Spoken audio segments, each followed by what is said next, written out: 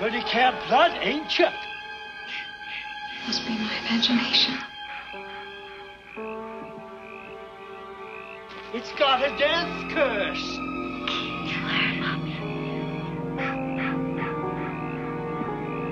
Hello?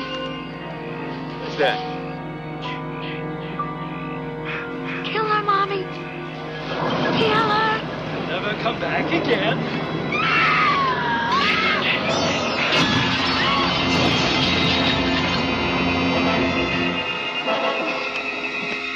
And he's still there.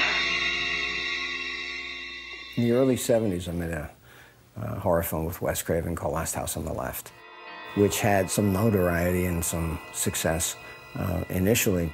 But as a byproduct, both Wes and I got reputations as being people that would produce really disgusting stuff and cheap. You know? So if you wanted puke in a bucket and cheap, you know, call Sean and Wes. Finally, I got to do some kids' films in the late 70s. I did a Bad News Bears kind of rip-off film called Here Come the Tigers. And after we did that, we had this notion of doing sort of a soccer movie. Well, at that point, everybody was saying what America really needs now is a good family film. So Sean and I set out, and he got the funding, and God love him, we made 2 wonderful family films. And once again, America had lied. It did not want to see good family films. Evidently, America wanted to see Halloween. Because in 1979, Halloween was absolutely raking in the box office dollars. I was playing around with titles, and one of the titles that just came into my head at the time was Friday the 13th. And out of frustration, I said, Friday the 13th. Christ, if I had a picture called Friday the 13th, I could sell that. He said to me, I'm going to make the scariest picture ever made. It's going to be called Friday the 13th. So, and I said, well, who am I to question? And I went to school basically on the movie Halloween, saw it once, figured out what a good horror film would need. First of all, you have to start with a prior evil, something that happened a long time ago that was really bad. Then you have to have a group of adolescents, or slightly post-adolescents, who are in an environment in which they cannot be helped by adults. The other thing I learned from Halloween is that if you make love, you get killed. So I had to figure out a way to do that.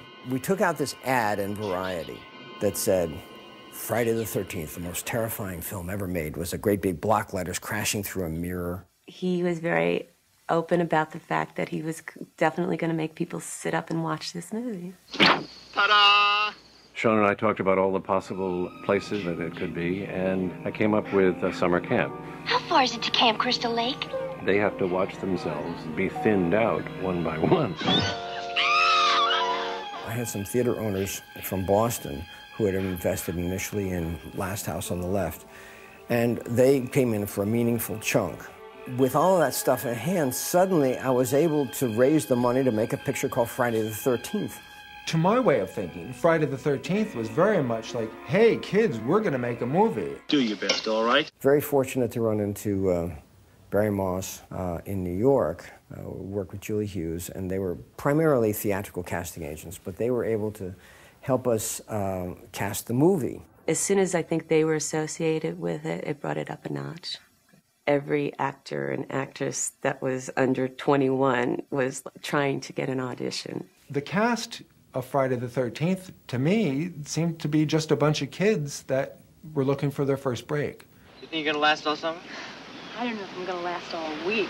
I was trying to make the break from commercials into television, into film. So you would do anything and everything you could to get some kind of role on a film, and I actually danced for about 4 weeks on Saturday Night Fever.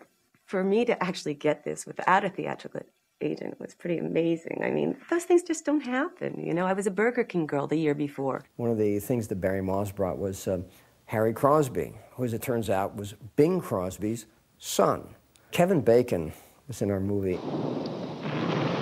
It's gonna storm. You can tear down that valley like a son of a gun. I know for Kevin Bacon, it was like his 4th. He'd already done Animal House. He was a kid from New York trying to figure out how to make it happen. You're going to Camp Blood, ain't you?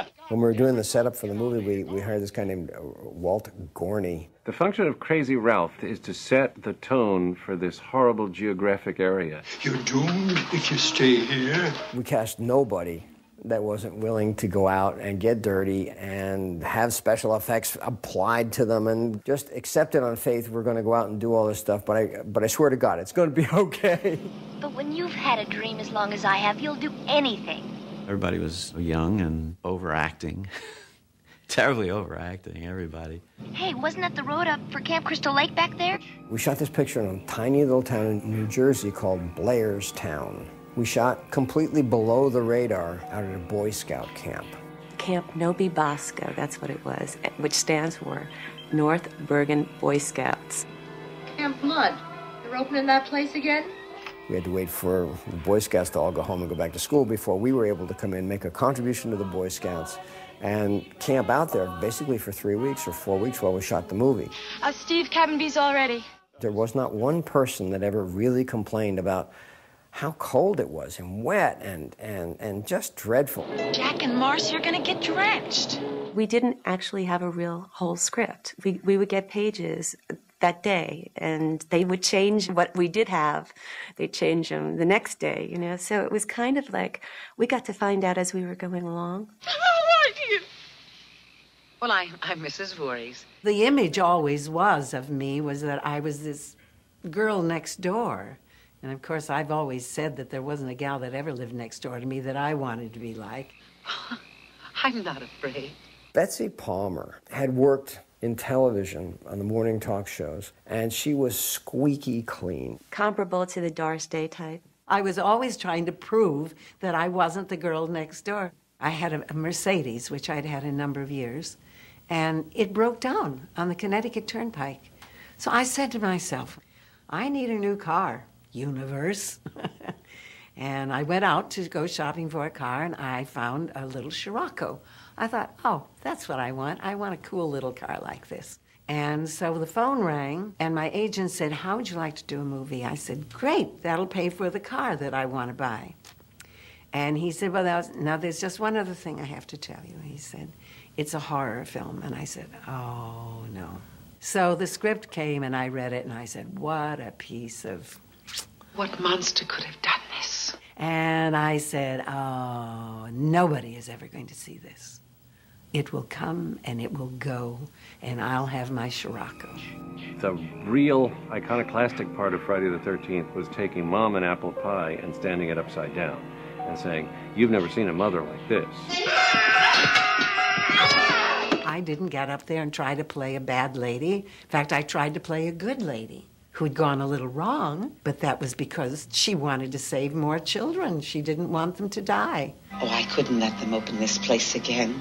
This was the mother that I never had, the one who would protect you and go to any horrible lengths to do it. And you do. You want to do that. You want to all of a sudden get very kind of, I'm that bad lady. Ooh. And I was beginning to do that, and Sean would say, no, Betsy. He said, just play it straight. That's all. Kill her, Mommy. Kill her. Kill her, Mommy. Kill her. What we needed to do was create something that had an element of circus in it.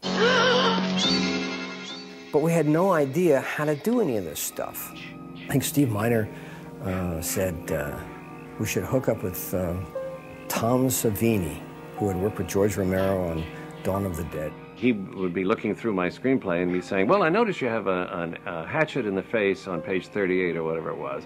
And he turned to Sean and said, do you want a fake face and a real hatchet, or you want a fake hatchet and a real face? Savini just said, anything's possible.